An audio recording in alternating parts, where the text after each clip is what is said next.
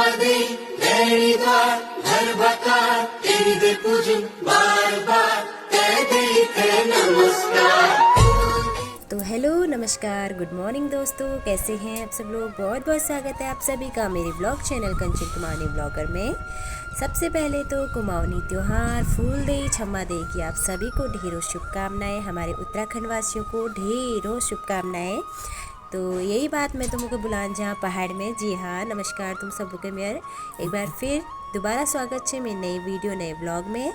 आज की जो व्लॉग छ यो कुछ खास उनेर छ कि आज हमोल जो वीडियो बन रहा है यो अपन कुमाऊनी त्यौहार फूलदेई क्षमा देई पर बन रहा है, जो कि बहुत स्पेशल त्यौहार हो हमारे उत्तराखंड कुमाऊनी लोक संस्कृति। हमें कुमाऊनी त्यौहार फूलदेई क्षमा देई।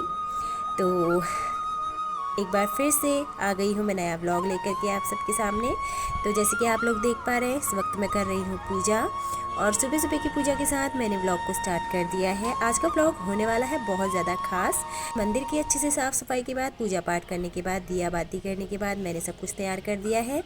यहाँ पर पिठिया पानी भी लगा दिया है जैसे कि आप लोग देख रहे हैं। और नॉर्मली ये वाला जो पिठिया का जो ये 4 in 1 होता है ना, ये सभी के पास है, लेकिन मेरे पास नहीं था तो मैं नया नया लेके आई हूँ फ़िलहाल। और फर्स्ट टाइम मैंने उसी दिन इस्तेमाल किया ये।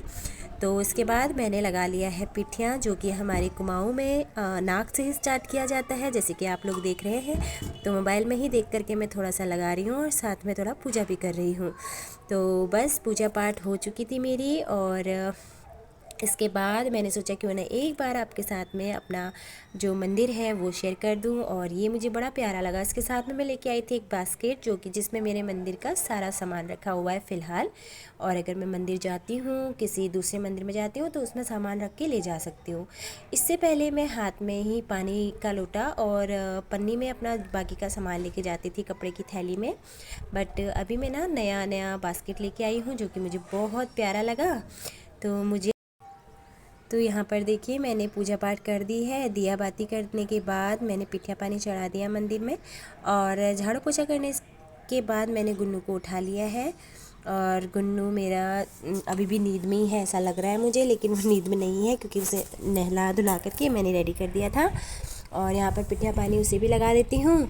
गोलू सुबह ही चला गया था और इसके पापा भी सुबह चले गए थे, तो गुन्नू और मैं ही थे घर में।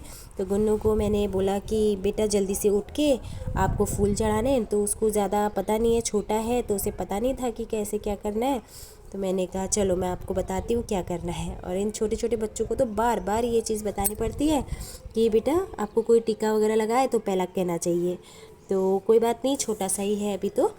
और इसके बाद फिर पिठिया पानी होने के बाद मैं गुन्नू को लेके गई बाहर। तब तक गुन्नू थाली लेकर के जा चुका था।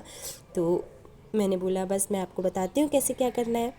तो बच्चे होते हैं ना, ये चीज़ें हमें अपने बच्चों को हमेशा याद रखनी चाहिए, सिखानी चाहिए। अपने जो कुमाऊनी परंपरा, जो कुमाऊनी त्यौहार होते हैं ना, वो चीज़ें बताते रहना चाहिए ताकि वो भी इस संस्कृति से, हमारे कुमाऊनी त्योहारों से जुड़े रहें। मैं तो कहती हूँ उन्हें कुमाऊनी भाषा भी आनी चाहिए। मेरे बच्चों को कुमाऊनी बोलनी तो नहीं आती, लेकिन वो प्रॉपर कुमाऊनी की जो वर्ड होते हैं ना उनका मतलब समझते हैं। क्योंकि मैं घर में ना उनके साथ में कुमाऊनी में ही बात करती हूँ, अपनी भाषा में ही बात करती हूँ, और ये होना भी ज़रूरी है। अपने बच्चों को पहाड़ी आनी चाहिए और बोलना भी आना चाहिए। धीरे धीरे वो बोलते भी हैं, थोड़ा कुछ कुछ शब्द बोलते भी हैं, ऐसा नहीं है, लेकिन समझते प्रॉपर है वो। और बिल्कुल मैं अगर उनसे पहाड़ी भाषा में कुछ भी बोलूँगी ना तो बराबर समझते हैं। तो ये चीज़ मेरे बच्चों में बहुत अच्छी है। इसके बाद मैंने गुन्नू को बोला कि बेटा यहाँ पर अक्षत और फूल चढ़ा दो। तो सारे जगहों पर, सारे दरवाज़ों पर मेरे गुन्नू ने अक्षत और फूल चढ़ाए। और इसके बाद छोटे छोटे बच्चे भी आए। तो हमारा जो ये फूलदेई का जो त्यौहार है ना, ये इसीलिए ख़ास है क्योंकि इसमें छोटे छोटे बच्चे का जो झुंड होता है ना, वो सब आते हैं। एक हाथ में फूल की टोकरी और दूसरे में चावल की टोकरी लेकर के। तो फूल जो होते हैं वो हमारी देहली पर चढ़ाते हैं, उसके बदले में हम उनको 2 मुट्ठी चावल, गुड़ और साथ ही साथ कुछ भेंट भी देते हैं सकते हैं। इसके बाद यहाँ पर भी गुन्नू ने किचन की देहली पर भी चढ़ा दिए। तो उसे बताना पड़ता है, एक ही देहली पर बार बार चढ़ा रहा था तो मैं उसको बता रही थी दोनों देहली पे बराबर चढ़ाओ फूल और अक्षत के साथ। और साथ ही साथ मेरे पड़ोसियों के दरवाज़ों पर भी चढ़ा के आया, और उनके बच्चे भी हमारी देहली पर चढ़ाने के लिए आए। उसके बदले में हमने दी उनको छोटी सी भेंट। तो देखिए, जाने से पहले हमने ये एक और व्लॉग बनाया है। ये बहुत ही मतलब यहाँ जहाँ पर मैं रह रही हूँ ना, ये बहुत स्पेशल है यहाँ पर, क्योंकि पूरी बिल्डिंग के बच्चे ना उसमें भी आते हैं, चाहे राखी हो चाहे कोई और त्यौहार, कुछ खास इस तरीके के त्योहारों में ज़रूर आते हैं।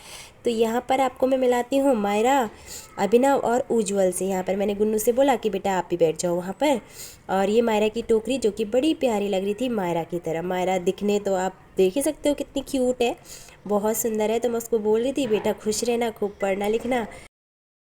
तो बच्चों का ऐसे ही होता है ना, बच्चियों के मन में जो कुछ भी होता है वो बोल देते हैं। और वहाँ पर आप देख सकते हैं अभिनव को चावल वगैरह देने के बाद मैंने उज्जवल को भी उसी में दे दिया। तो मेरा जो उज्जवल है ना, ये हमें बड़ा प्यारा है।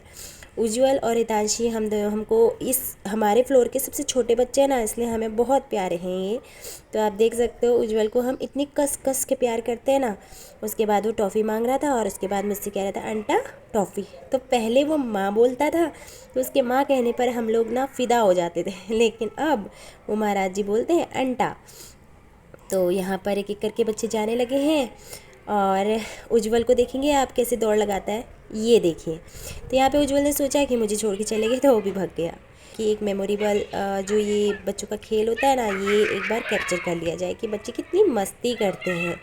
सच में ये जो जहाँ पर हम रहते हैं ना, इसका जो ये बालकनी है ये बड़ी अच्छी है। यहाँ पर बच्चे बहुत अच्छी तरीके से खेलते हैं, उनको स्पेस मिल जाता है, नीचे जाने की ज़रूरत नहीं पड़ती। बस थोड़ा सा ध्यान देना पड़ता है क्योंकि यहाँ पर है सीढ़ियाँ।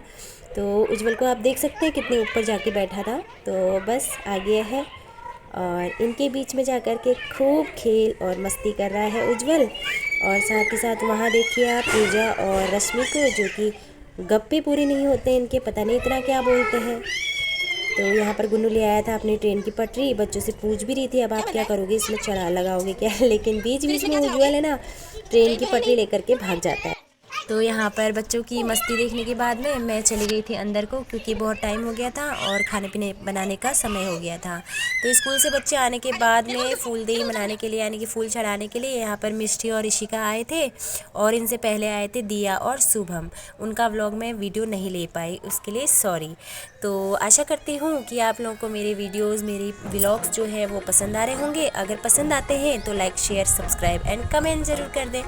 तो एक दिन लेट हो गई हूँ तो उसके लिए सॉरी। तो मिलते हैं अगले व्लॉग में, तब तक के लिए bye bye and take care दोस्तों।